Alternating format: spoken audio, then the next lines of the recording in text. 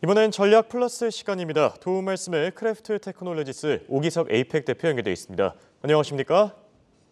네, 안녕하세요. 크랩 테크놀로지스 오기석입니다. 네, 어제 중국의 수출 지표가 발표됐었죠. 지금 시장 예상치를 뛰어넘으면서 전년 동기 대비 14% 넘게 올랐는데 앞으로 중국 경제의 본격적인 회복 기대해봐도 좋겠습니까? 네, 지금 수출 지표도 그렇고 나머지 전반적인 지표상 중국의 경기 회복이 본격화되고 있다라는 증거들은 많이 나타나는 것 같습니다. 중국 수출 같은 경우는 지금 2023년 3월 지표가 발표가 됐는데 3,155억 9천만 달러로 전년 대비 14.8% 급증을 했습니다. 그래서 8개월 최고치를 기록을 했고요. 그리고 1, 2월 같은 경우는 합산 6.8% 하락을 기록을 했고 사실 이번 3월 같은 경우도 한 7% 정도 하락을 기록하지 않을까라는 시장 컨센서스가 있었는데 뭐 훨씬 그걸 상회했던 그런 지표였습니다. 지금 현재 중국의 수출 증가율 같은 경우는 지난 9월 이후 처음으로 수출이 증가를 한 결과거든요. 그래서 여러 가지 이제 미중 갈등이 있는 사이에서도 선진국 그리고 이머징 마켓과 무역을 더 확대하려는 중국의 노력의 결과가 아닌가라는 생각이 들고요. 품목별로 보면 지금 철강 제품 그리고 정유 제품의 매출이 상당히 많이 는 것이 눈에 띄는 상황입니다. 현재 중국은 주요 교역국 중에서 가장 최대 교역국이 이제 아세안 지역들이거든요. 이제 남아시아 쪽이 이제 그 가장 큰 교역국이 되는데 이쪽 같은 경우는 지금 수출이 전년 동기 대비 35% 이상 상승을 했고 러시아 그리고 EU로의 수출 역시도 각각 136% 그리고 3.8% 가까이 증가를 했습니다. 호주 그리고 한국 같은 경우도 각각 23%, 11% 가까이 증가를 했고요. 반대로 지금 미국, 일본, 대만 같은 경우는 수출이 감소를 했습니다. 미국은 7% 가까이, 대만 27% 가까이 감소를 했는데 미중 갈등 속에서 지정학적 긴장감이 반영된 결과다라고 생각을 하고 있고요. 다만 앞서서 말씀드렸듯이 일부 지역에서는 수출이 줄어들고 있지만 전반적으로는 중국 경제의 본격적인 성장이 시작될 수 있는 트리거가 생겼다라고 생각을 합니다. 네, 사실 어제 소프트뱅크의 이 알리바바 지분 매각 소식에 홍콩 그리고 중국 증시도 하락 출발했던 것 같은데요. 그래도 수출 지표로 인해서 견조하게 마감하지 않았나 싶습니다. 지금 계신 홍콩 그리고 이 중국 증시 앞으로 중국 경제가 본격적으로 회복한다면 좀 기대를 해봐도 괜찮겠습니까? 개인적으로는 기대감이 있습니다. 어제 사실 소프트뱅크 그룹에서 중국의 대형 기술 기업인 알리바바 그룹 홀딩스의 지분을 매각했다라는 소식이 상당히 부담감이 있었던 건 사실이었거든요.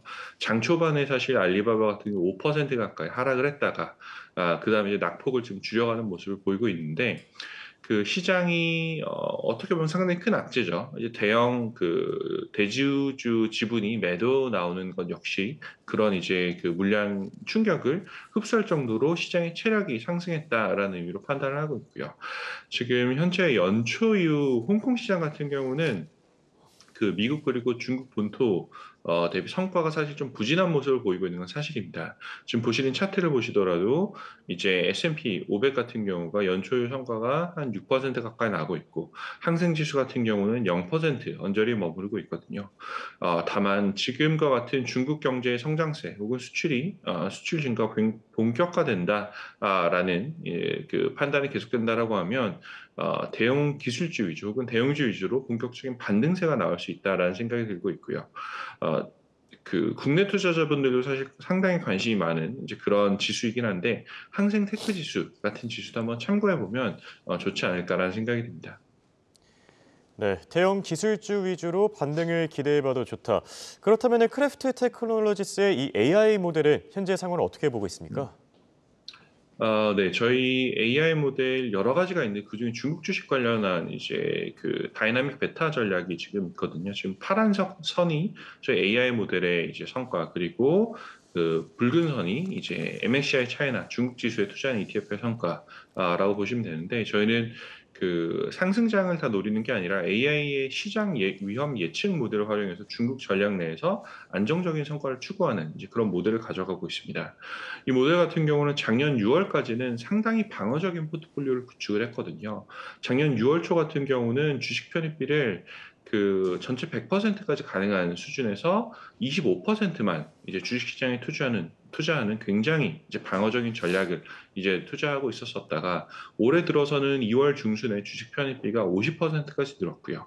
현재는 주식 편입비가 70%까지 상승하면서 지속적으로 중국 시장 그리고 홍콩 시장에 대한 이제 그 기대감을 올려가고 있는 그런 상황입니다.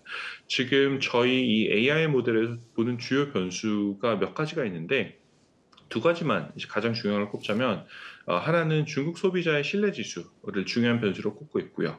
두 번째는 조금 전에 이제 다뤄보았던 중국 수출 지표 증가세 같은 경우도 주요한 변수 중에 하나로 현재 AI 모델은 선정을 하고 있습니다. 네, 지금 수출 외에도 소비자 신뢰 지수가 중요하다. 이렇게 AI 모델이 보고 있는 것 같은데 사실 코로나로 인해서 락다운이 시행되던 때 상당히 좋지 않았었거든요. 최근에는 좀 유의미한 변화가 있습니까? 여전히 현재도 절대적인 수준에서는 소비자들의 센티먼트가 긍정적인 수준으로 완전히 개선되었다라고 할 정도까지는 아닙니다. 다만 지금 보시는 차트를 보면 알 수 있는데 100을 넘으면 소비자들이 이제 소비 지갑을 이제 본격적으로 열고 100이 안 되는 100 하단 구간에서는 아직은 좀 보수적이다라고 판단하시면 되는데 지금 코로나 락다운이 본격화되던 2022년 4월 같은 경우는 그 전월 대비 굉장히 급락하면서 80선으로 하락을 했거든요. 그리고 작년 4분기에도 이제 85.5로 최저점을 기록하다가 보시는 것처럼 12월 이후로 본격적인 반등세를 보이고 있는 상황입니다. 지금 지지난주에 이제 발표되었던 중국의 2월 소비자 신뢰지수 같은 경우는 94.7을 기록을 하면서 지난 11월 85.5로 바닥을 기록한 이후에 가장 뚜렷한 반등세를 보이고 있고요. 지금 중국의 제로 코로나 정책이 전환되는 과정에서 중국발 글로벌 경기 회복의 기대감 등으로 뭐 소비 활동이 정상화되어가는 그런 과정이라고 판단을 하고 있습니다. 지금 올 연초에 구정 연휴가 이제 가장 큰 변곡점이 아니었나라고 생각을 하고 있는데 중국 소비자들 같은 경우에 경제 활동 수준은 코로나 발생 이전 수준으로 지금 회귀한 상태이거든요. 그래서 이런 회복세가 계속 지속이 되고 중국의 경제가 뚜렷하게 반등하는 시그널들이 나온다라고 하면 중국 시장 혹은 홍콩 시장에도 좋겠지만 국내 증시에도 사실 긍정적인 영향을 미칠 수 있는 변수다라고 판단을 하고 있습니다.